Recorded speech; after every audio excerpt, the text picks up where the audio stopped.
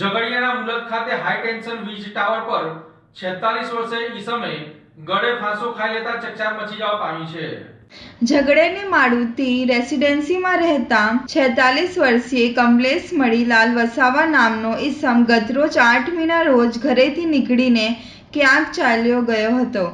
કમલેશ ઘરમાં હાજર નથી તેવી જાણ થતાં પરિવારજનો અને સંબંધીઓ કમલેશને શોધવા નીકળ્યા હતા। શોધખોળ દરમિયાન મુલદ ગામ નજીક રોડની બાજુમાં કમલેશની મોટરસાઇકલ પાર્ક કરેલ મળી આવી હતી। પરિવારજનોએ આજુબાજુ તપાસ કરતા ત્યાં હાઈટેન્શન વીજ ટાવર સાથે દોરડાથી ગળા ફાંસો ખાધેલ હાલતમાં કમલેશનો મૃતદેહ મળી આવ્યો હતો। આ અંગેની જાણ થતાં ઝઘડિયા પોલીસનો કાફલો દોડી આવી મૃતદેહને પોસ્ટમોર્ટમ અર્થે ખસેડી ગુનો નોંધી વધુ તપાસ હાથ ધરી છે।